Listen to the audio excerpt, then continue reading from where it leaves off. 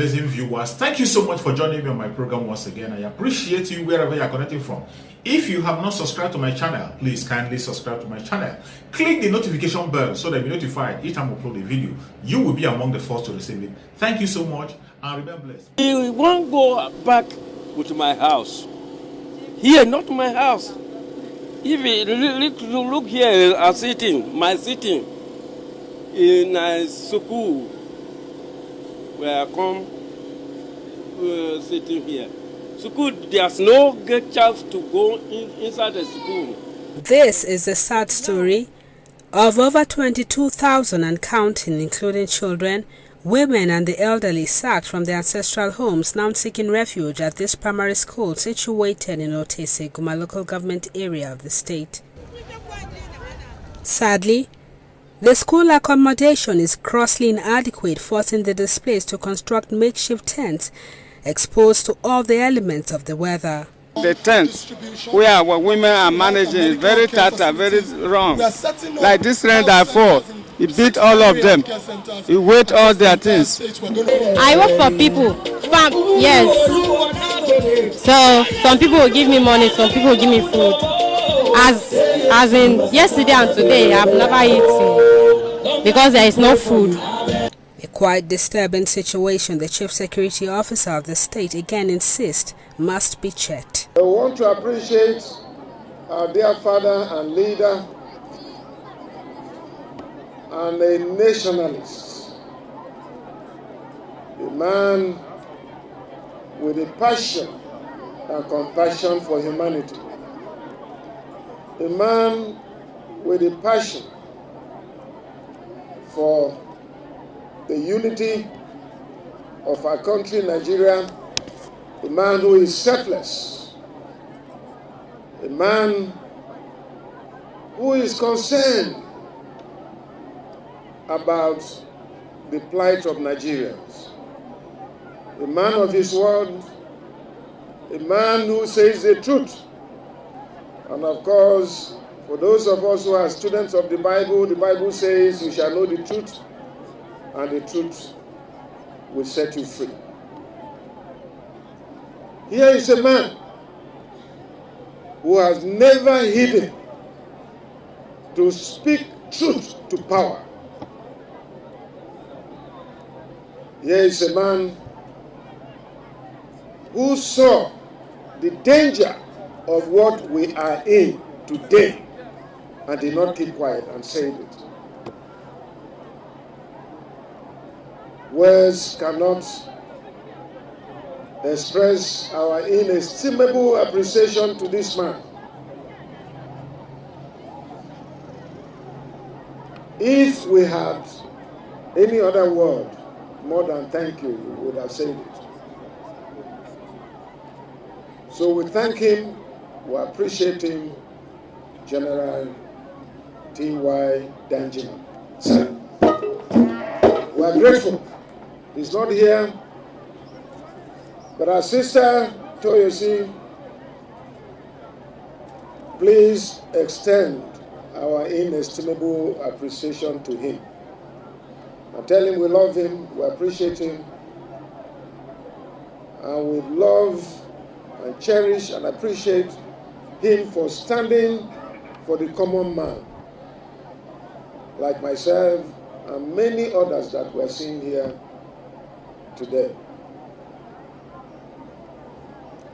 If the APC-led federal government had heard his admonishment, he's not a politician, but he has always stood for truth. When he raised this alarm that the federal government is supporting terrorism, what they call today bandits, everybody knows that is just another subtle way of trying to shade the Fulani terrorists from Mali, from Niger, from Senegal, and from other parts of the world, who have chosen that they will come and chase our people away and occupy the land. General Danjuma said it long time ago. If this government was ready to attend to those issues, we would not be here today. Then it was just Benue and Taraba, and then ravaging of northeastern states, Adamawa, Yobe, and Borno. But today, where are we? Just yesterday, I heard that terrorists, Fulani terrorists, entered Abuja. I have warned before that if this federal government does not sit up to its responsibility, one day, just like it happened in Afghanistan, they will take over the villa and take over government houses. And I mean business. This is what is happening. The primary responsibility of any responsible government is to provide security for lives and property. And nobody should run away from he or her responsibility where you're given an assignment and you take out of office. Buhari took out of office. The ministers took out of office. Those people who are holding key positions, they took out of office. And they must respect their oath of office. The issue of security is the prerogative of the federal government. It's not the state. No states have powers over security agencies.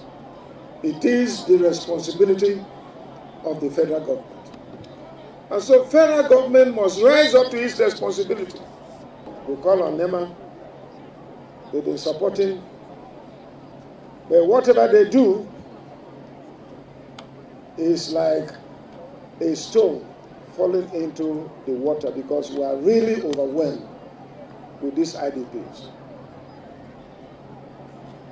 National Commission for Refugees and IDPs. We invite you to come and see things for yourself and put your work into action. Let us feel your presence. These agencies of federal government, we want to feel their presence. For us, we are not giving up. There is no way we can surrender our ancestral land to the Fulanis from jihadist countries, Chad, Mali, Senegal, Cameroon, Mauritania, Libya. We are not going to surrender our land to them.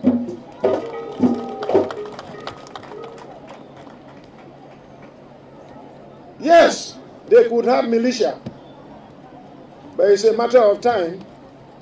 Those children that are grown in these camps and several other camps, one day they will be of age. And if need be, some of us too are ready to carry up arms. If the federal government doesn't do something, we will carry up arms and also defend our land. We cannot continue to fold our arms and allow this thing to happen. So there is a limit. We've been saying this. We love the unity of Nigeria. We are peaceful people. We are law-abiding. That is why everything we do with love. But we have told our people to arm themselves with lawful arms. So that when this Fulani terrorist comes around, you too, you should respond. Not just them alone responding and killing us anyhow. The federal government must rise up to their responsibility and stop this evil. For now, the silence of this federal government is making us to believe that they are complicit to what is happening. Or they are incompetent, and if they are incompetent, they should disqualify themselves. But if they are complicit, they should know that they are breaching the oath of office they took holding Quran or the Bible.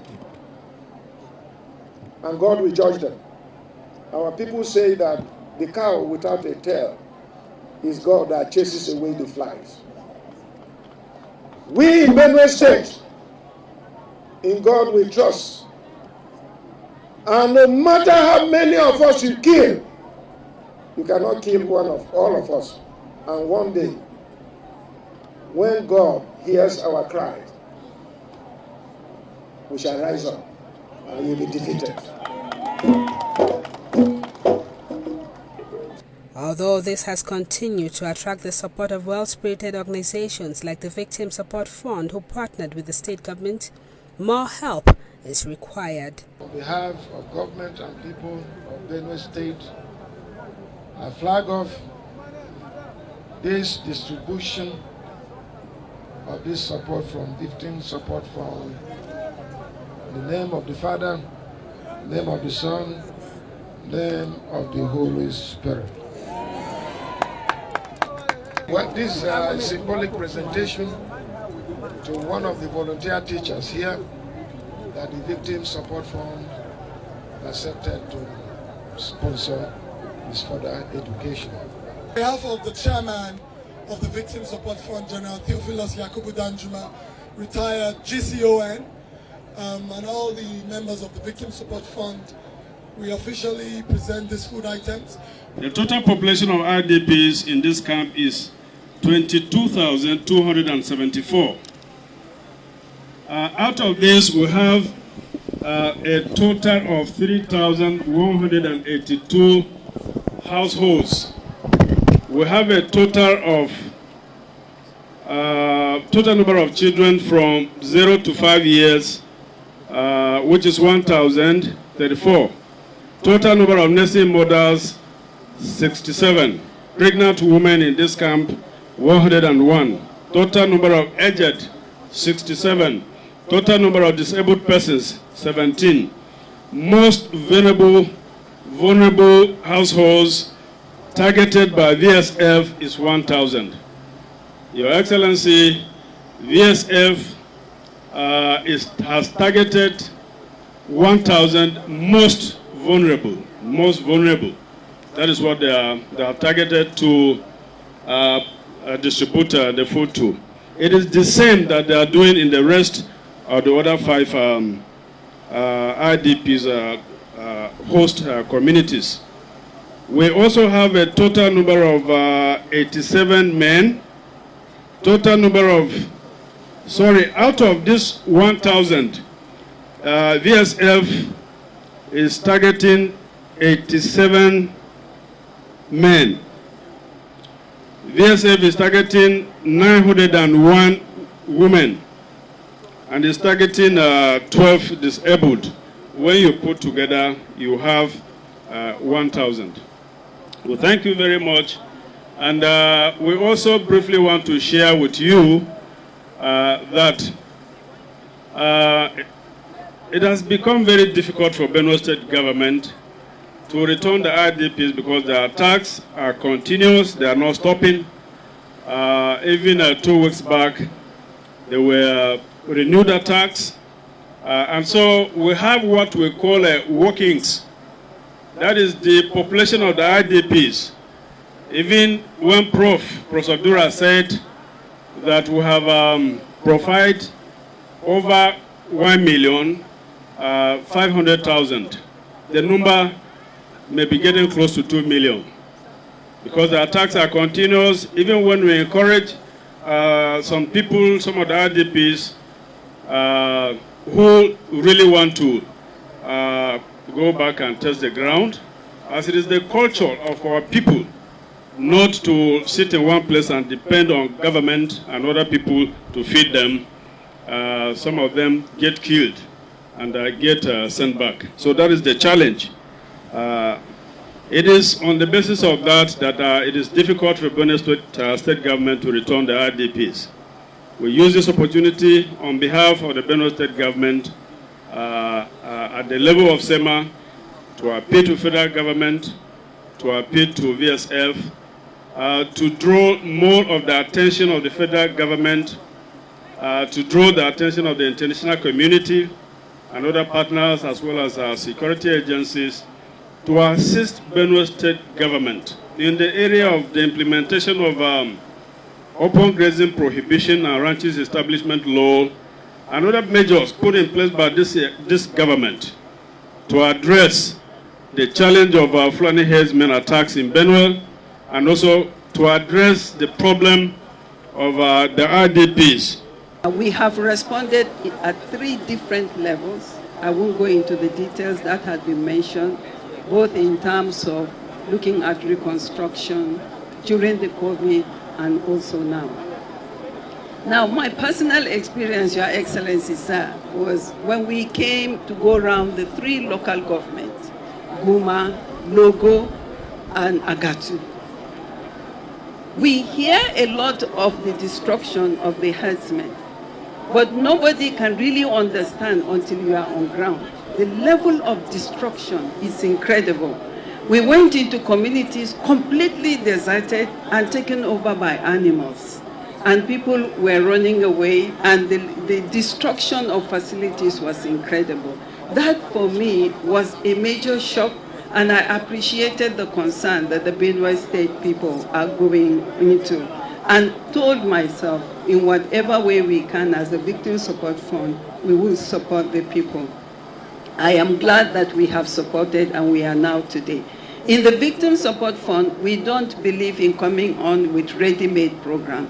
We work closely with agencies of government. I want to commend the Office of the SDG Special Advisor. They worked very well with us, and SEMA. I want to commend the effort in making sure that we had put together this implementation. Our team has taken several risks going into some of those local government areas, but we thank God that the interventions went well and they came out well. Now we are starting another set of interventions for 6 months, and we are hoping that this will also be implemented well.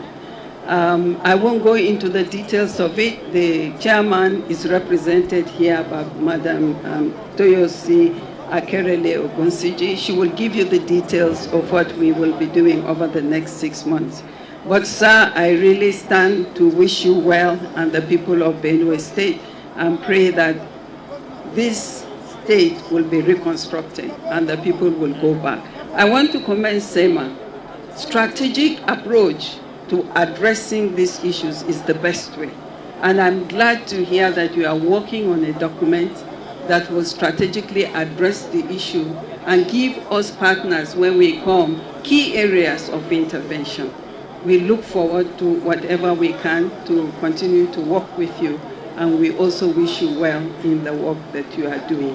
Benue is a very important state. To Nigeria and to also the Victim Support Fund, I'd like to specifically thank and publicly commend the very outstanding, humane, God-fearing Governor of Benue State, Dr. Samuel Ortom.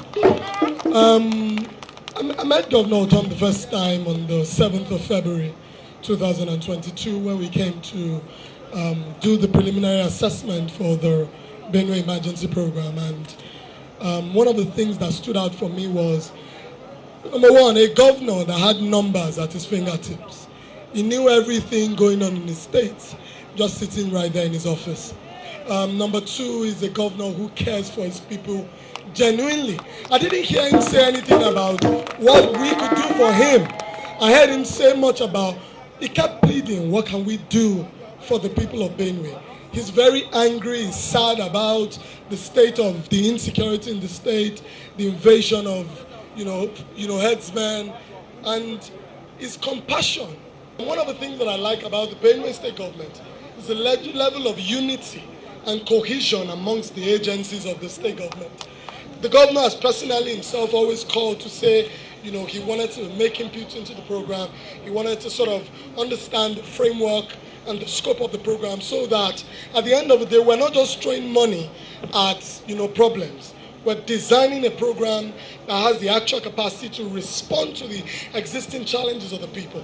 Things that I can assure you is that while this is a 6-month program, we're hoping that by the end of the 6-month Benue State Emergency Support Program, peace and security would have returned to all the communities and local governments of Benue. My people are almost dying of hunger. No food, no money, nothing. The scarcity of food has become beyond the common man.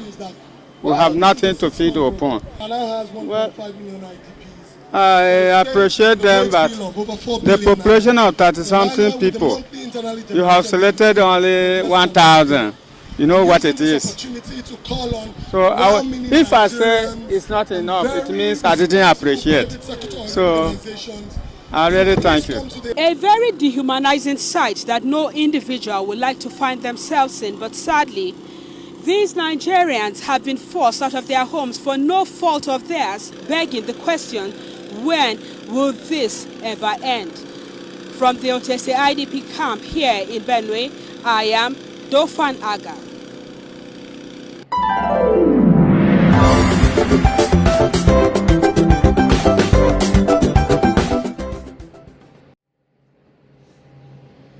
Thank you so much for your patience to watch from the beginning to the end.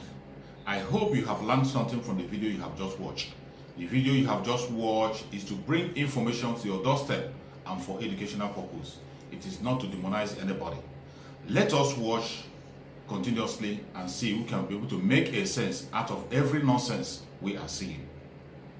We must continue. We move. It doesn't matter what they do. It doesn't matter what they say. They will kill us. We will kill them. At the end of the day, Biafra is here. Thank you for watching. If you have not subscribed to the channel, please kindly subscribe to the channel.